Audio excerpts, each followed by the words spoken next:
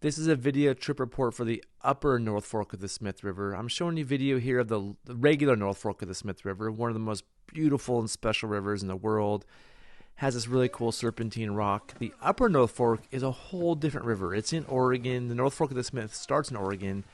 And to get there, it's a bunch of crazy four-wheel drive roads, and you have to kind of bushwhack your way about a mile down to the river.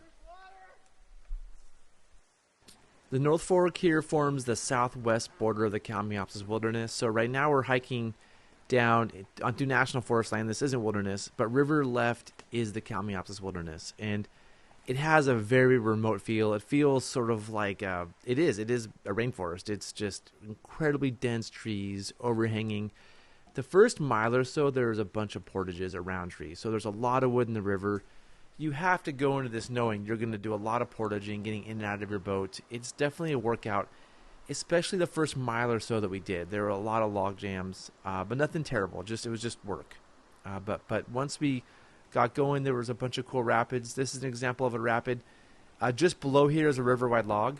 And so being able to catch eddies like this is key because you couldn't miss this eddy and then float into the log. Of course, that's not kind of dangerous. But just stunningly beautiful. Again, it's overgrown, super clear water as you can see, and lots of wood. So here's a place where we had to get out. This is a pretty easy portage, but again, out of the boat again, and then back in below it. This is one of the cool rapids we came across. That was a little tricky, but not a big deal, but really fun. And the river gorged up a little bit like this a few places. That's a good spot.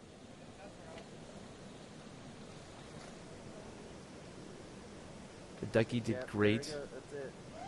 Maybe a little tougher to portage at times because you couldn't just drag it over rocks, but it did great. Again, another portage. I can't stress enough how many wood portages there are here. And this was a tough one because we had to go up and around those logs.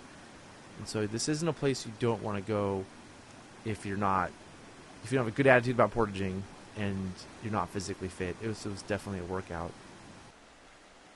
Here we are portaging a tight little gorge. This is a rapid where it's just walled off on both sides. There's some pretty nasty river-wide holes. It's runnable. I know it's definitely been run, but we decided to portage it this day. We're in the middle of nowhere. There's no hiking out of this place. The forest is so dense. So we were pretty cautious with stuff like this. And again, another portage. Again, the first mile was full of these, and now we're running into something like this, like every 3 or 4 rapids. Where get out, pull your boat over, put back in below.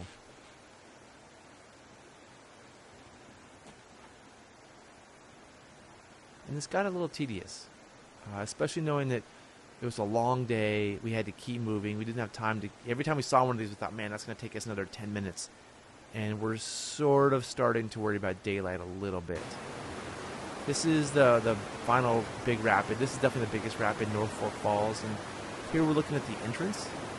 And I would call this a solid class 5. This is a pretty serious rapid.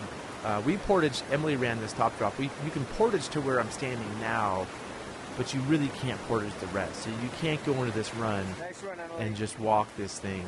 There's maybe a way to portage on the left, but I think it'd be tough. And this lower part's pretty challenging.